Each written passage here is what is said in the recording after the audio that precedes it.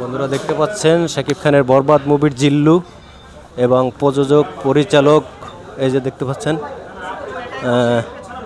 ওই যে জিল্লু হলো প্রযোজক, ওই হলো মেহেদী হাসান হৃদয় পরিচালক।